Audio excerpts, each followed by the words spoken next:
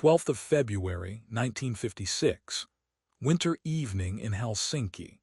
Frost halos the lamp above her kitchen table. Leena Karvonen lays a scarf chart flat against a brown parcel wrapper and checks each column with her fingertip. She is a textile worker. Tonight her knitting is her cover and her tool. She counts the rows again, choosing to carry a message. Each stitch will stand for a letter, and the finished pattern must pass customs as ordinary wool. A sealed envelope rests by her elbow, waiting for the wrapper. Her goal is simple and hard. Move NATO intelligence to Western handlers without a second glance at the counter. He came with a sample book and a clean smile to the Mills Union Club, a place where the walls smelled of coffee and damp wool. He said he was a visiting pattern buyer and asked who in the room could chart by hand without mistakes. She raised her hand because that was true. He asked to see the notes she kept for the loom, and he watched the way she lined a grid and marked repeats. He did not push. He came back 2 evenings later with a swatch card and spoke quietly about an exchange of patterns across borders. By then he was not just a visitor. He was the person who had seen what she could do and had chosen to speak only to her. Her life had been measured to the minute for years. The tram to the mill, the whistle, the turn of a shuttle, the count of a warp, the dinner she cooked for herself, the ledger she kept in a drawer with rent and coal written in columns. She found comfort in small, exact things. Finland stood between blocks and said it would be careful. She stood at her own small border and did the same. The work he sketched out was not about bravado. It sounded like a larger version of what she did already. Count cleanly, keep time, leave no extra fibers on the floor. She did not have to seek out secrets. She would receive short written drops and turn them into cloth on paper. The notes would be about logistics, rail stock counts, fuel allocations, consignment routes, that someone else gathered. They would matter to people in the West, he said, to NATO staff who read maps for a living.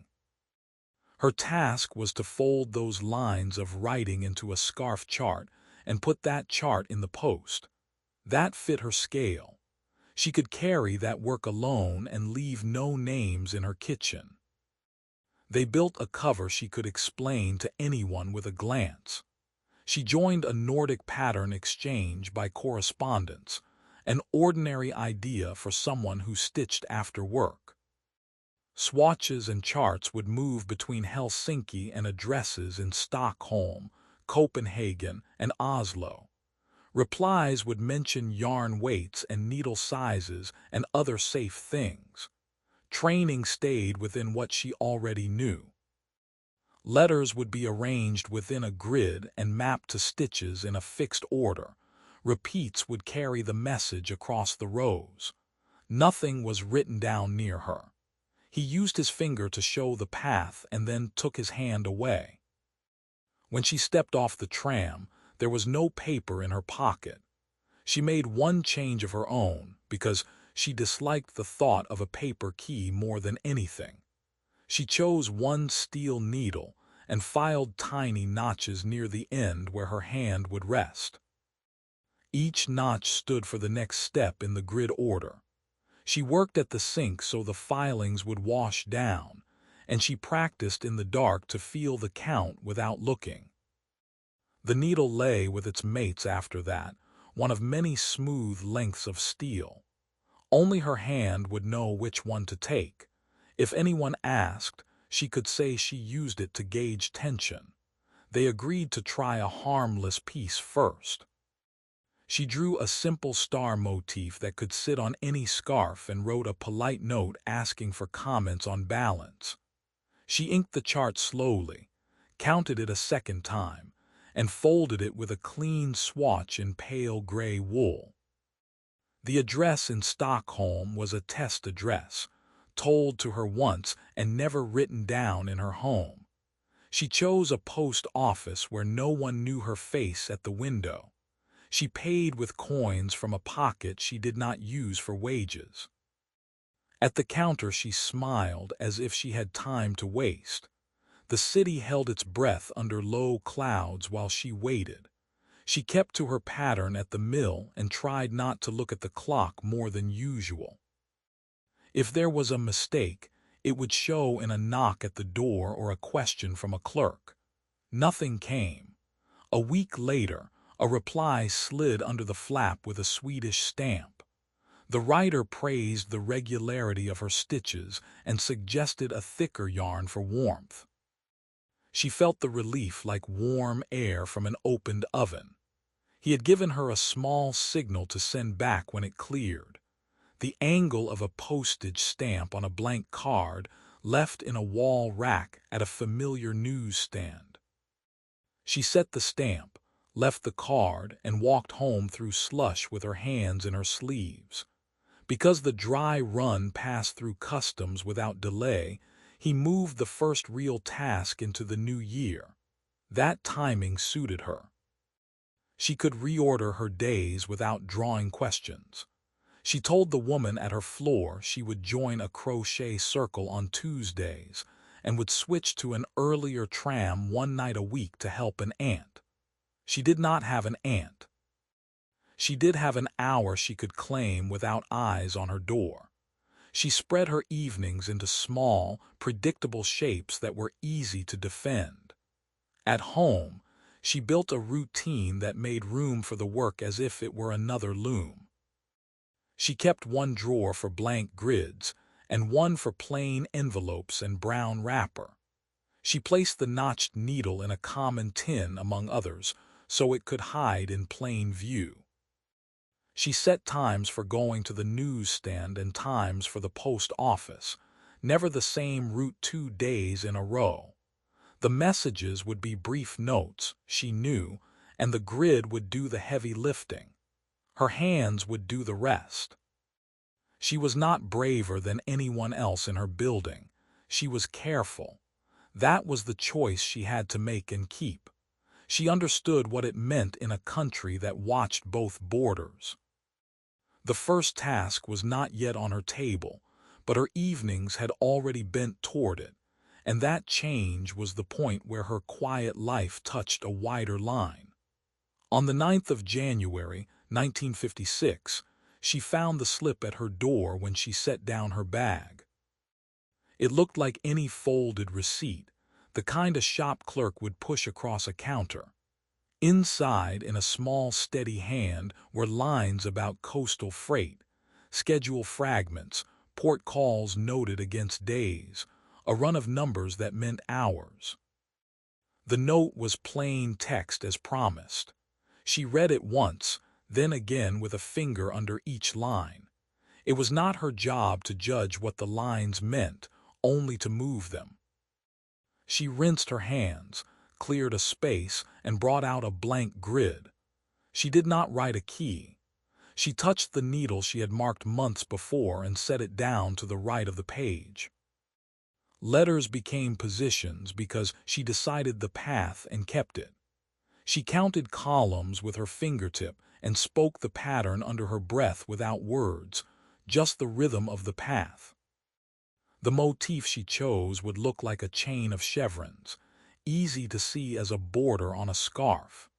Under that, the transposition lay in the order she would take the squares. She drew each stitch with a fine nib, checked the count at the end of the row, and came back to the start without leaving a gap big enough for doubt. She made 3 rough charts before she allowed herself to ink the final. Each draft had a corner folded twice and a small dot on the fold, her private sign that this one was flawed and would not go in the post. She kept them in a flour tin beside cones of yarn, because flour stayed in most homes and tins looked innocent. If anyone lifted the lid, they would find paper tucked under a bag of coarse rye. She told herself she would burn the drafts when a reply came, not before. Until then, the mistakes taught her where the grid wanted to slip. The parcel wanted to look honest with no fuss. She cut brown paper to fit and tied it neatly with cotton string, not too tight, not too loose. On the front she wrote pattern samples in the same careful hand she used for rent receipts. Inside she placed the chart and a clean swatch to match the motif, and she wrote a short instruction sheet on craft paper. It spoke about cast-on counts, gauge in rows per inch, and the way a mild wash would soften the hand. The tone was polite and routine. She did not add anything that could pull the eye to the grid. She weighed the bundle in her palm, then added a second sheet to bring it into the common postage band. Too light and a clerk might think about it.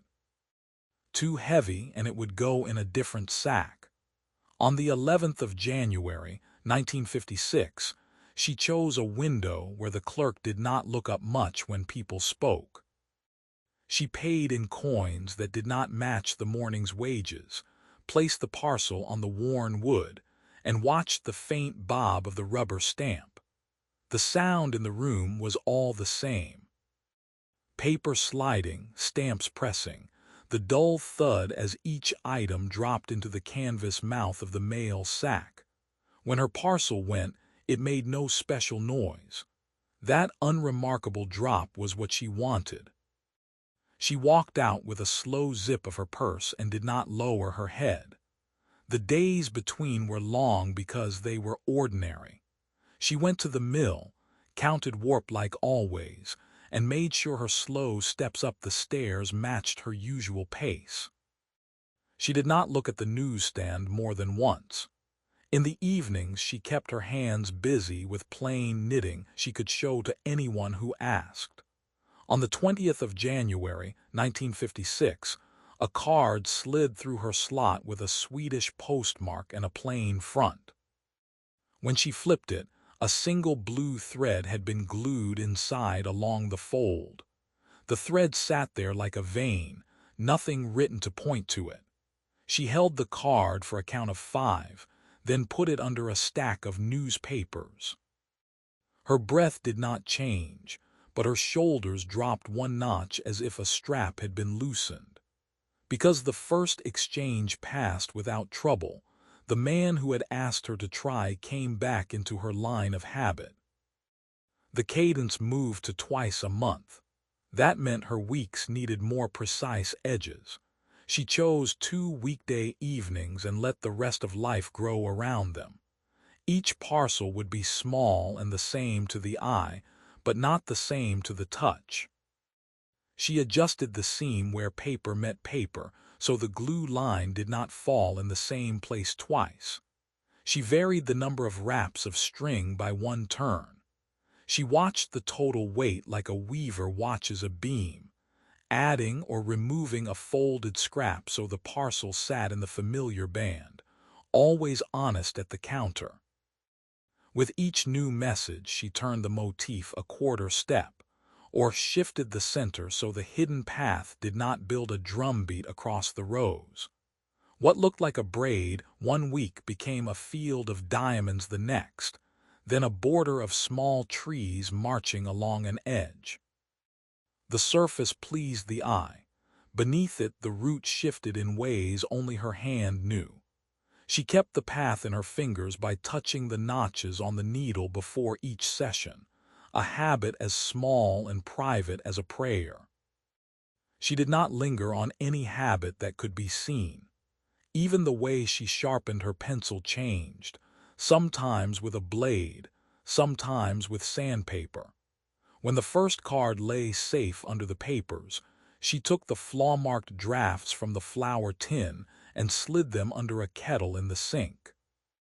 The edges blackened and curled without smoke. She poked the ash with a spoon until it was soft and gray, then rinsed it down. The tin went back with the flour on top. The blue thread card she kept longer between 2 plates at the back of a shelf. She told herself she was not sentimental. It was a tool like any other. It meant the line was live and could hold more weight. The work began to braid into the rest of her life in a way she could feel in her hands. Twice a month she marked the same steps: receive, convert, draft, assemble, send, wait, confirm, clear. Because the pace increased, she looked harder at small things: crease lines, knots, the way ink bled if she pressed too hard. She trimmed paper from the inside edge so the outer seam would not grow thick enough to seem clumsy. She pressed each parcel under a stack of books to flatten the string's ridges. None of it was brave. It was careful, and careful was what kept the parcels moving from her table to a bag to a room she would never see. By early February, the city slowed under snow. Ferries stopped for whole days, and mail sacks piled in corners of stations like drifted banks. She watched the gap stretch between a parcel she had sent and the blue thread confirmation that should have followed it. The first week she told herself to wait because weather could carry blame she could not. The second week she watched her hallway for the card and kept her face the same when none came. Because the storm could hide either delay or loss, she drew the grid for the next message and did not ink it. Waiting was a choice like any other, and it had weight. She decided to split the risk. She kept one encoded parcel sealed and ready on her table, and she prepared a twin addressed to the fallback in Stockholm that he had given her once and never again. She adjusted the motif half a repeat so the two charts would not match if laid side by side. The string and glue changed by a turn and a seam, but in her head she counted them as one message.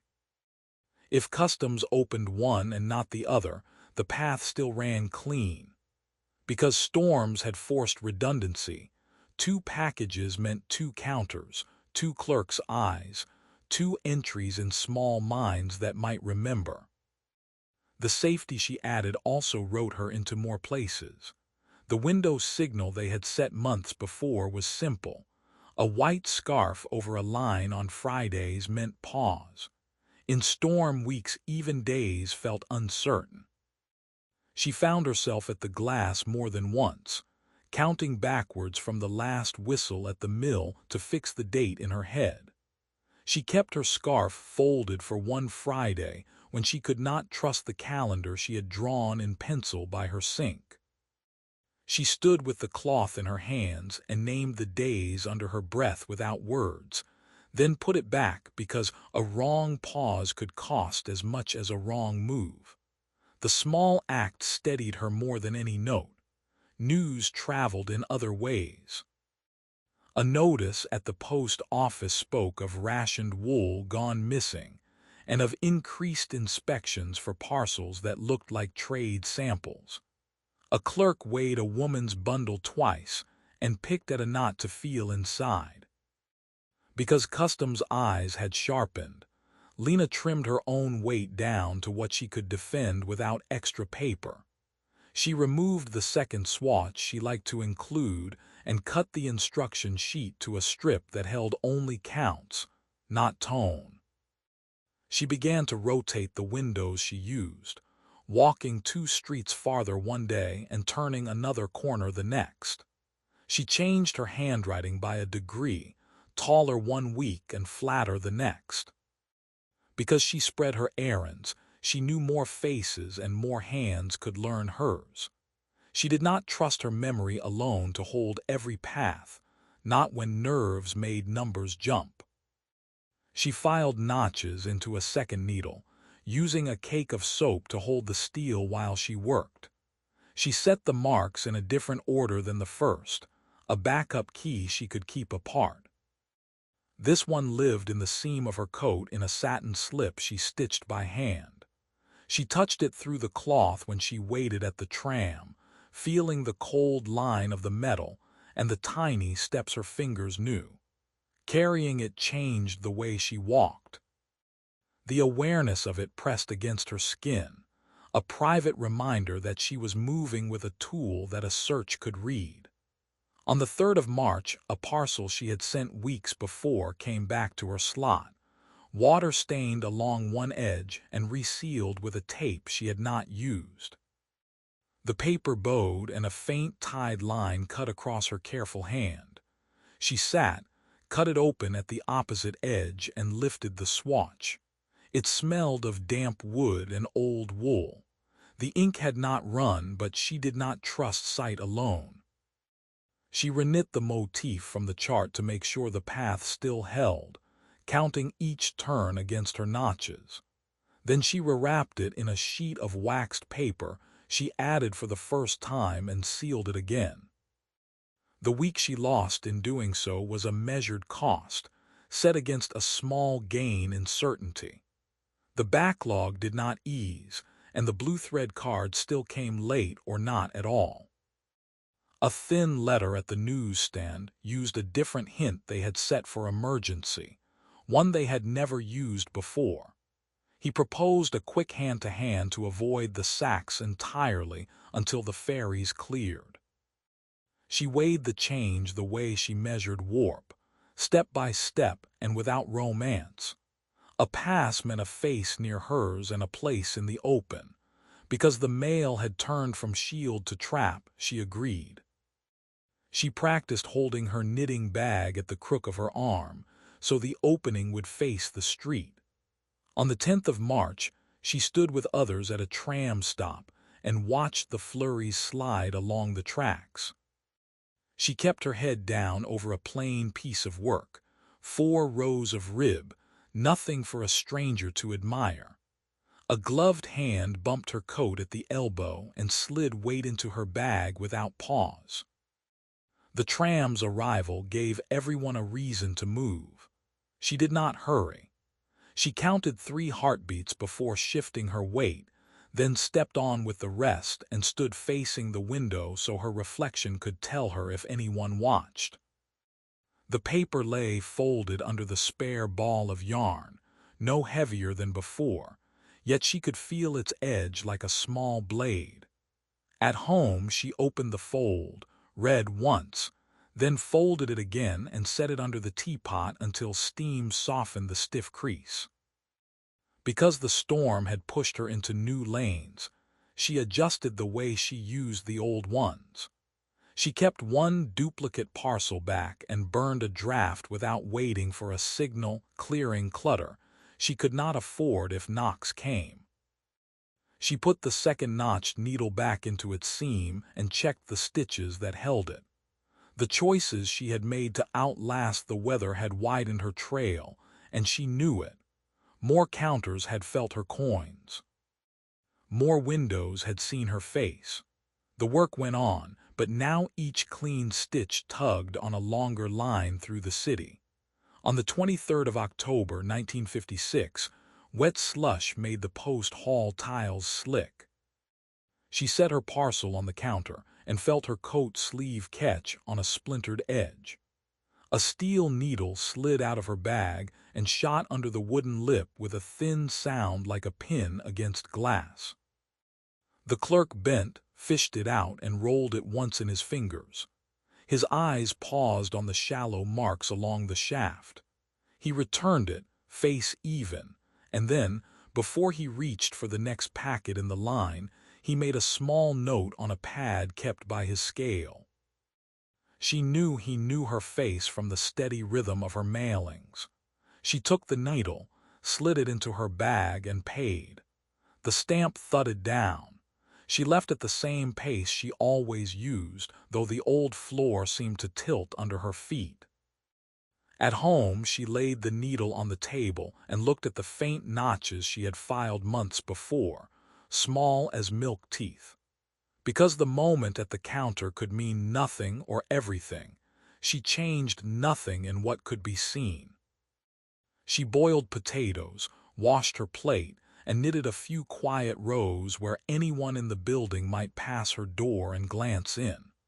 The work sat in her lap like any evening. Inside, she counted the edges of risk. The second notched needle, the one she had moved from the coat seam to the inner pocket after spring storms, stayed there. She felt for it without taking it out. The next night, at a tram stop, she noticed the same man she had seen near another stop 2 days before. He did nothing at all, and that was the point.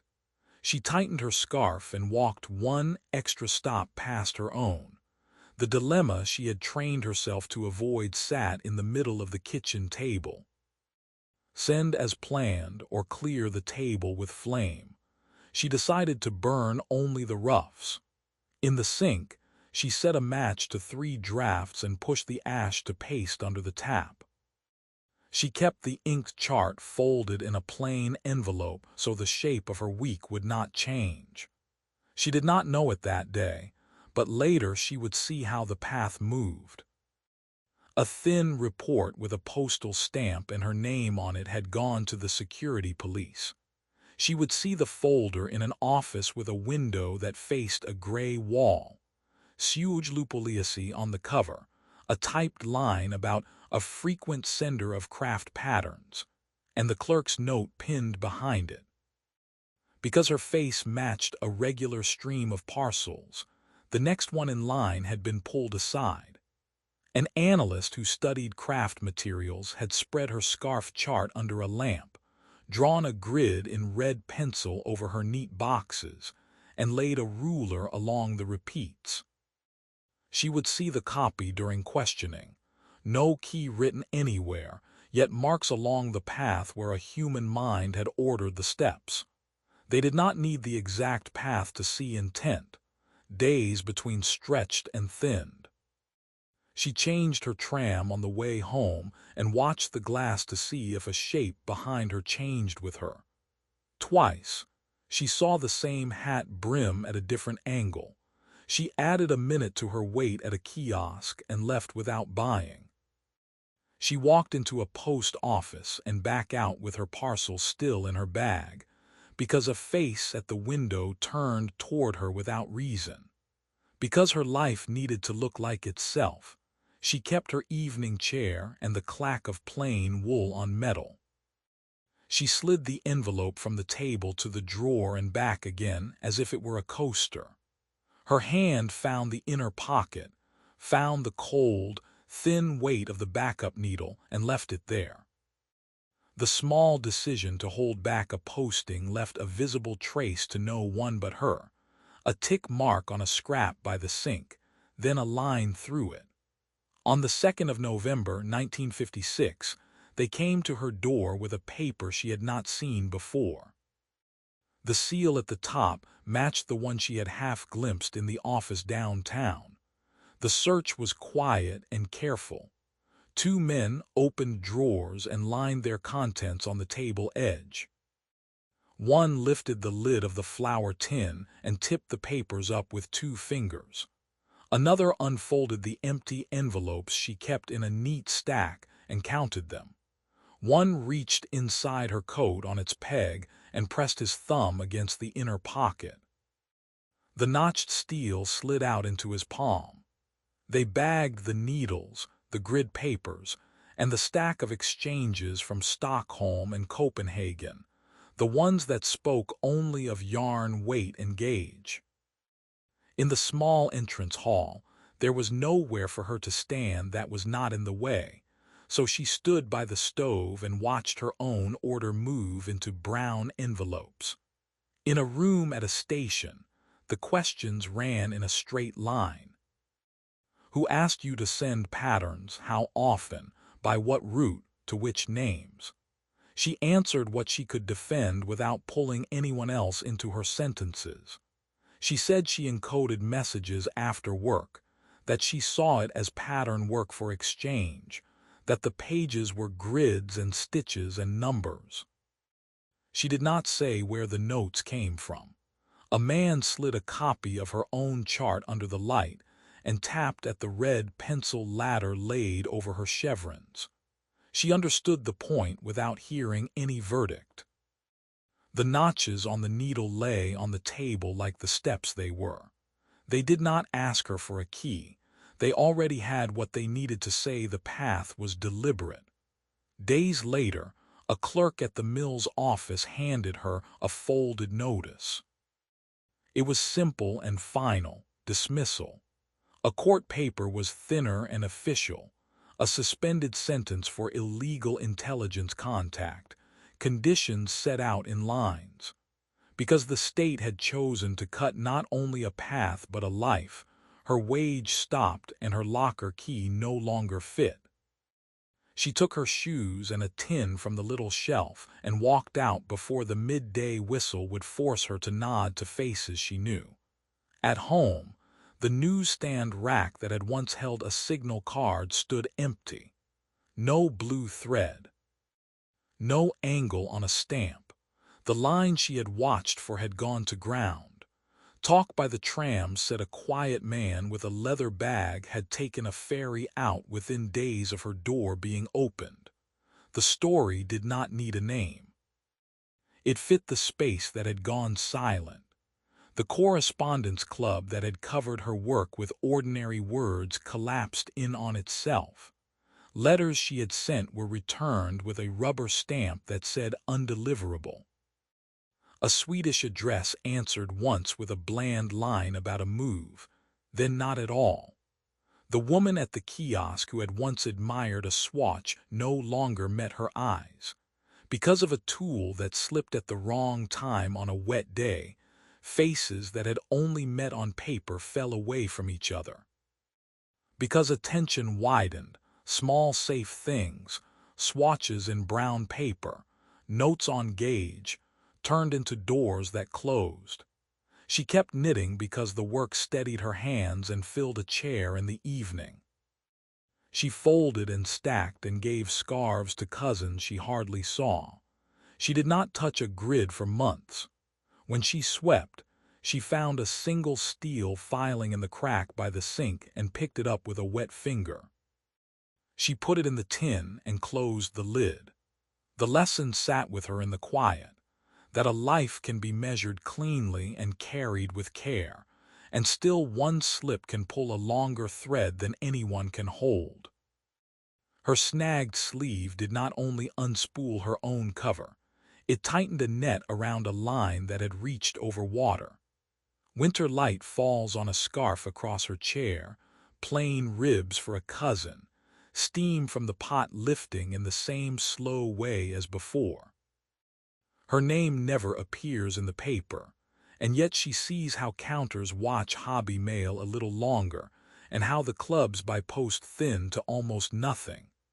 She keeps to small work that can be shown without pause, and lets the grid papers stay gone. The lesson sits in her hands more than in words. An ordinary thing can hold ordered meaning, and that order can travel farther than a person can follow. Her days settle back into tram rides, a stove, a chair, a neat stack of wool. Still, a winter scarf in a window no longer looks only like warmth. To her, it also shows the cold line of borders and the reach of small tools through them.